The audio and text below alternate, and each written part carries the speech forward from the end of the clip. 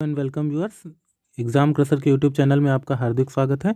साथियों, आज के वीडियो में हम बात करेंगे लोक सेवा आयोग उत्तर प्रदेश द्वारा निकाली गई government inter college lecture examination 2020 के ऊपर। इस भर्ती परीक्षा में आप जैसा कि जानते हैं, अब तक की सबसे ज़्यादा सीटें आई हैं। तो इस परीक्षा में चयन का आधार, eligibility, syllabus, exam pattern, number of seats वगैरह आपको पिछले वीडियोस में बताया जा चुका है। इस वीडियो के डिस्क्रिप्शन बॉक्स में वो है, आप वहां से जाके उन वीडियोस को देख सकते हैं। इस वीडियो में हम लोग बात करने जा रहे हैं कि आप किन स्ट्रेटजीज़ और प्लानिंग को अपनाकर अपना चयन सुनिश्चित कर सकते हैं। आपको जो एग्ज़ामिनेशन पैटर्न जो नया है उसके बारे में कितनी चिंता करनी चाहिए, कौन कौन सी स्ट्रेटजीज़ हैं। तो चलिए स्टार्ट करते हैं। बात करते हैं प्रीलिम्स एग्ज़ामिनेशन की। तो साथियों, इस एग्ज़ाम में सिर्फ आपका एक OMR बेस्ड एग्ज़ाम होगा, जिसमें आपसे 40 क्वेश्चन आप देख सकते हैं जनरल स्टडीज़ के पूछे जाएंगे और 80 क्वेश्चंस वो सब्जेक्ट जिसको आपने अप्लाई किया है। साथियों ध्यान दें, बहुत से लोग इसे ऑप्शनल सब्जेक्ट भी बोल रहे हैं, ऐसा बिल्कुल नहीं है। इसमें आपको सब्जेक्ट चुनने की आज़ादी नहीं है। आप जिस सब्जेक्ट से PG किए हैं, पोस्ट ग्रेजुएशन जिस सब्जेक्ट से आपका, सिर्फ और सिर्फ उसी सब्जेक्ट से आप अप्लाई कर सकते हैं। तो जिस सब्जेक्ट से आप अप्लाई कर रहे हैं 80 क्वेश्चन उसके रहेंगे। 300 नंबर के टोटल ये परीक्षा होगी और ये OMR बेस्ड एग्ज़ाम है। तो आपका इसमें निगेटिव मार्किंग भी लागू है। पिछले वीडियो में आपने आपको ये चीज़ें डिटेल में बताई थी। तो बने रहें एग्ज़ाम क्रशर यूट्यूब चैनल के साथ, क्योंकि इसमें हम बहुत ही शॉर्ट में पूरी फुल स्ट्रेटजी बताने जा रहे हैं कि आप कौन कौन सी स्ट्रेटजी, कौन सी टेक्निक, कौन सा आप योजना बना के अपना चयन सुनिश्चित कर सकते हैं। बिना समय गंवाए कुछ इंपॉर्टेंट बातें फटाफट अंदाज में देखते हैं। जैसे कि साथियों, अगर आप साइंस साइड से हैं तो जाहिर सी बात है कि आप अपने आप को जनरल स्टडीज़ वाले एरिया में थोड़ा सा कमज़ोर पा रहे होंगे। तो आप इसकी चिंता बिल्कुल ना करें। आप एक बात ध्यान दें कि 40 क्वेश्चंस GK के हैं और 80 क्वेश्चंस आपके सब्जेक्ट के ही हैं। साथ ही साथ इसमें निगेटिव मार्किंग भी है। याद रखें साथियों, इस एग्ज़ाम में निगेटिव मार्किंग है। तो साइंस साइड वाले अपने सब्जेक्ट को अगर स्ट्रांग रखें और संभल के दांव लगाएं, वो आंसर को तभी अटेम्प्ट करें जब अच्छी तरह से उन्हें आता हो, क्योंकि 1/3 का निगेटिव मार्किंग है साथियों, लोक सेवा आयोग का है। अगर आप ज़रा सा भी बहके या कंट्रोल खोते हुए वहाँ पे जिन क्वेश्चंस का आंसर आपको अच्छे से नहीं पता उसे भी किए, तो जाहिर सी बात है आप रेस से बाहर हो जाएंगे। GK का जो सिलेबस है, आइए उसे देखते हैं। तो आप देखिए यहाँ पे GK का सिलेबस आप देख सकते हैं साथियों। यहाँ पे सामान्य अध्ययन का सिलेबस आपके सामने डिटेल से खुला हुआ है। आप वीडियो को पास करके इसे और ज़्यादा डिटेल में देख सकते हैं। अगर आप साइंस साइड से हैं और आपको इस बात की फ़िक्र है कि आपका GK बहुत ज़्यादा इम्पॉर्टेंट रोल प्ले करेगा, इस तरह की चीज़ें अगर आपके मन में है कि GK की वजह से आप सिलेक्शन के बाहर हो जाएंगे, तो ऐसा नहीं है। आप अगर देखेंगे तो आपके सब्जेक्ट से 80 प्रश्न हैं और GK से सिर्फ 40 प्रश्न हैं। इसके लिए आपको करना क्या है, एक सामान्य जानकारी विकसित कर लीजिए। साथियों, अगर साइंस साइड से हैं आप, तो आप यहाँ पे देखें 10वें पॉइंट पे 8वीं स्तर तक की गणित पूछी जा रही है। आपका बिल्कुल भी गलत नहीं होगा। 8वां पॉइंट देखें, सामान्य बौद्धिक और तार्किक क्षमता, ये भी आपका बिल्कुल गलत नहीं होने वाला है। पहले पॉइंट पे आप देख पा रहे हैं सामान्य विज्ञान, तो ये भी आपका सही होने के ज़्यादा चांसेस हैं। साथ ही साथ पर्यावरण और पारिस्थितिकी भी आपसे पूछा जा रहा है। इसके साथ साथ आप थोड़ा बहुत करंट अफेयर्स देखते हुए और UP स्पेशल की एक ही बुक को पढ़ के आप ज़रूर ही अच्छा कर पाएंगे। सिर्फ 40 नंबर का है साथियों। ये आप बिल्कुल भी ना सोचें कि आप सब्जेक्ट वीक रख के और GK के पीछे पड़ जाएंगे तो आपका सिलेक्शन होने जा रहा है। ऐसा बिल्कुल नहीं है, क्योंकि आप ये देखें, बहुत ही ज़रूरी बात पे मैं आपका ध्यान खींचना चाहूँगा कि मुख्य परीक्षा जिसके आधार पे आपका चयन होना है, इसमें कहीं भी GK नहीं है। कुछ यूट्यूब चैनल्स आपको गलत जानकारी दे रहे हैं कि प्रवक्ता बनना हुआ PCS जितना कठिन। साथियों, ऐसा बिल्कुल नहीं है। PCS की मुख्य परीक्षा में 4-4 पेपर होते हैं जो पूरे के पूरे सामान्य अध्ययन पर आधारित होते हैं, जबकि आप देख पा रहे हैं प्रवक्ता परीक्षा में सामान्य अध्ययन का कहीं कोई रोल नहीं। आपके चयन वाली जो मेरिट लिस्ट बनेगी मेंस एग्जामिनेशन के आधार पे, उसमें सामान्य अध्ययन का एक भी अंक नहीं है।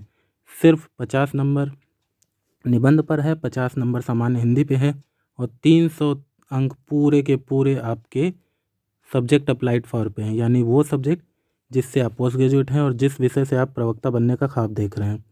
तो साइंस साइड के विद्यार्थियों को मैं यही सजेस्ट करूँगा कि अपने सब्जेक्ट पे मजबूत पकड़ बनाएं। अगर आपको सब्जेक्ट आता है तो चिंता की कोई बात नहीं है। सामान्य अध्ययन के जो खंड मैंने आपको बताए उन्हें आप तैयार करते रहें। साथ ही साथ जब भी आप बोर हों या समय मिले आपको बीच बीच से, आप ज़रूर हिंदी का ये छोटा सा सिलेबस तैयार कर लें। लोक सेवा आयोग आपसे बिल्कुल भी हिंदी की विशिष्ट नॉलेज या हिंदी का विशेष ज्ञान आपसे अपेक्षा नहीं कर रहा है। लोक सेवा आयोग में बहुत ही बुद्धिमानी से सिलेबस फ्रेम किया जाता है। अलग अलग परीक्षाओं के लिए विशेषज्ञ बैठते हैं और उसी अनुसार उसका सिलेबस तय होता है। तो सामान्य हिंदी में कई किताबें मार्केट में उपलब्ध हैं। कुछ मैगजीन्स भी हैं जो मंथली या विशेषांकों में हिंदी के बारे में छापती हैं। इसके अलावा आप अगर हिंदी को कभी भी पढ़े हैं ढंग से तो चिंता की बिल्कुल बात नहीं है। 50 नंबर का जो हिंदी पूछा जाएगा बेहद सामान्य प्रश्न रहेंगे, उसको कर लें और अपना सब्जेक्ट मजबूत रखें। सब्जेक्ट आप 300 नंबर का है, सीधा सीधा 75% का योगदान है 400 में से।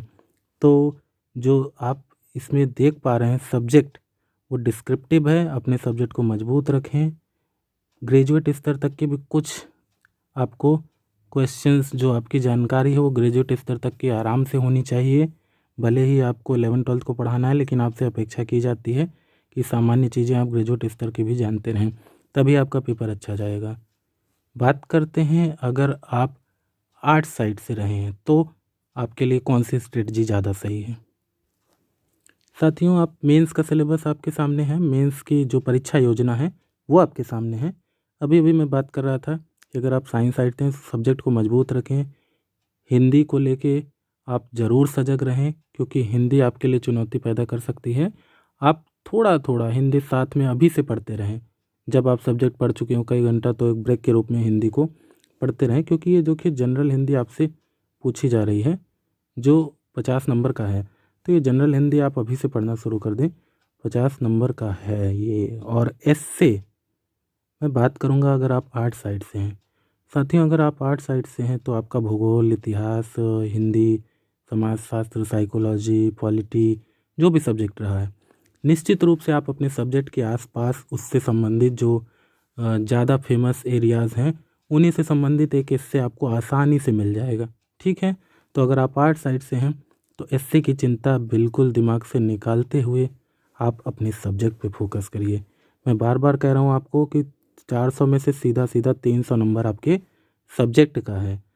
अगर आप दूसरे विषयों की दूसरी परीक्षाओं जैसे कि पीसीएस, आरओ इत्यादि की तैयारी करते हैं, तब तो आपको इस परीक्षा में जीआईसी गवर्नमेंट इंटर कॉलेज की जो परीक्षा है होने वाली है, इसमें आपको एस्से की बिल्कुल चिंता करने की ज़रूरत नहीं है। जनरल हिंदी जो आरओ की तैयारी कर रहे हैं उनके लिए बहुत ही आसान माना जाएगा, क्योंकि पेपर बहुत ही सामान्य ढंग से पूछा जाएगा, क्योंकि प्रवक्ता के लिए पूछा जा रहा है, ना कि किसी ऐसे पद के लिए, प्रशासनिक पद के लिए हिंदी आपसे पूछी जा रही है।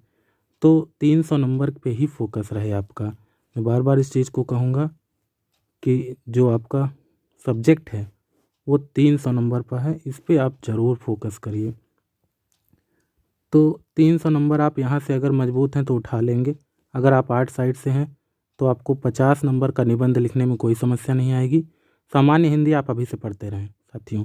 और यदि आप आरओ की तैयारी किए हैं या किसी ऐसी परीक्षा की तैयारी किए हैं जिसकी वजह से आपका हिंदी तैयार है, तो मेरी आपको एक ही सलाह है, सब्जेक्ट सब्जेक्ट सब्जेक्ट यही अच्छे से पढ़ते रहें।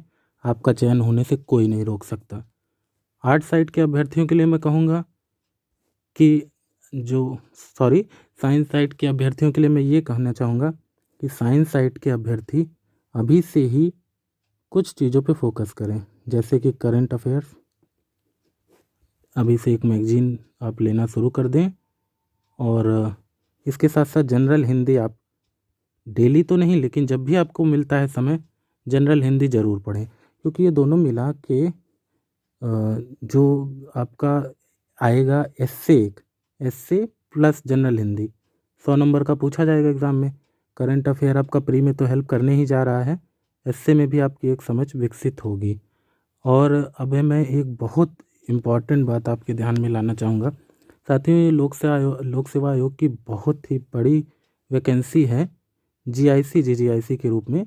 इतने पद पहले कभी जल्दी आए नहीं हैं, तो इसमें आपको ये ध्यान देना है, जहाँ तक मेरा अनुमान है, आप लोग कमेंट करके ज़रूर बताएं कि मैं कैसा सोच रहा हूँ, आप क्या सोचते हैं इस बारे में। मुझे ऐसा लगता है, पिछले वीडियो में मैंने आपको बताया था कि मिनिमम क्वालिफाइंग मार्क्स रखे गए हैं, जो SC ST कैटेगरी के लिए 35% है, जबकि बाकी के लिए, अदर्स के लिए ये 40% है। चाहे आप EWS हों, जनरल हों, OBC हों, आपको 40% स्कोर करना ही होगा। तो साइंस की जो वैकेंसीज़ है, विशेष रूप से मैथ, फिजिक्स, केमिस्ट्री, बायोलॉजी, इन सब के अभ्यर्थियों को मुझे ऐसा लग रहा है कि आपकी कट ऑफ बहुत हाई नहीं जाने वाली है। आप अपने सब्जेक्ट पे जितना ज़्यादा हो सके पकड़ मजबूत बनाएं। सामान्य अध्ययन के सिलेबस को देखकर बहुत चिंता में मत पड़ें। 13 गुना अभ्यर्थियों को बुलाया जाएगा। सामान्य अध्ययन की अभी से सतत तैयारी थोड़ी थोड़ी करते रहें। फोकस आपका सब्जेक्ट पे रहे, साथ ही साथ हिंदी को इग्नोर नहीं करें, और आपका चयन सुनिश्चित होने से कोई नहीं रोक सकता। गणित जैसे विषय में तो मेरा अनुमान है कि कई बार ऐसा हुआ, आपने देखा होगा पिछले कई परीक्षाओं में पद खाली रह गए हैं। आयोग ने कहा है कि जो मिनिमम क्वालिफाइंग मार्क्स नहीं लाएगा उसको चयन सूची से बाहर कर दिया जाएगा। अगर कोई भी अभ्यर्थी नहीं ला पाता है तो वो सारे पद खाली ही रखे जाएंगे और उनका पुनर्विज्ञापन होगा। तो इसलिए जैसे गणित में देखें, जो सीट है महिला शाखा में भी अच्छी सीट है, 137 सीटें हैं, पुरुष शाखा में भी 132 सीटें। तो गणित वगैरह से जो MSc में विशेषकर फीमेल कैंडिडेट्स, वो अपना सारा फोकस सब्जेक्ट पे बनाए रखें, क्योंकि अगर वो क्वालिफाइंग मार्क से कुछ ऊपर भी चली जाती हैं तो उनको चयनित होने से कोई नहीं रोक सकता। तो ये थी आपकी GIC और GGIC 2020 एग्जामिनेशन की स्ट्रेटजी और प्लानिंग। जिस तरीके से मैंने आपसे कहा उसी तरीके से आप इसे पढ़ते रहें। नमस्कार साथियों।